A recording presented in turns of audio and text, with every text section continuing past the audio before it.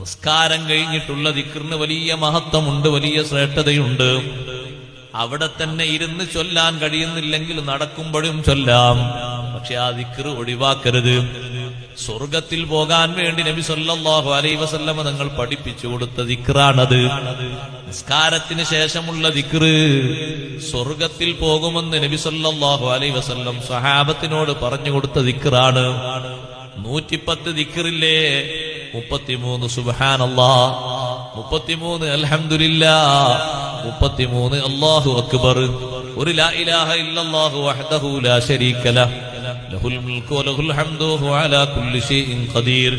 അതും കൂട്ടുമ്പോ 100ആയി. പിന്നൊരു 10 ലാ ഇലാഹ ഇല്ലല്ലാഹ്, മൊത്തം 110ആയി. ഒരു 110 ദിക്ർ നിസ്കാരത്തിന്റെ ശേഷം ചൊല്ലാൻ ചുരുങ്ങിയ സമയം മതി. പക്ഷേ ചൊല്ലുന്ന ആളുകൾ തൗഫീഖുള്ളവർ കുറവാണ്. ഇപ്പൊ ഞാൻ വരുമ്പോ മഗ്രിബ് നിസ്കാരത്തിനൊരു പള്ളിയിൽ കൂടി, സുബ്ഹാനല്ലാഹ്, നിസ്കരിക്കാൻ 500 ആളുകളുണ്ട്. വലിയ പള്ളിയാണ്. പക്ഷേ ദിക്ർ ചൊല്ലാൻ 50-ൽ താഴെ ആളേ ഉള്ളൂ. ബാക്കിയുള്ള ആളുകളൊക്കെ പോയിക്കോട്ടെ, കുഴപ്പമില്ല. പോകുമ്പോ ദിക്ർ ചൊല്ലാൻ മറക്കരുത് എന്നാ ഞാൻ പറഞ്ഞത്. തിരക്കുള്ള ആളുകൾക്ക് പോകാൻ അതിന് പ്രശ്നമൊന്നുമില്ല. പക്ഷെ നമ്മൾ വിടരുത്. ദിക്റങ്ങനെ നാവ് കൊണ്ട് ചൊല്ലണം.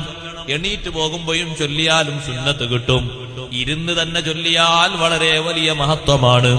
നിസ്കാരം കഴിഞ്ഞ സ്ഥലത്ത് തന്നെ ഇരുന്ന് ചൊല്ലുന്നതിന് പ്രത്യേകത കൂടുതലുണ്ട്. അങ്ങനെ ഇരുന്ന് ചൊല്ലിയ പതിവാണ് നബി സല്ലല്ലാഹു അലൈഹി വസല്ലമ തങ്ങൾക്കുള്ളത്.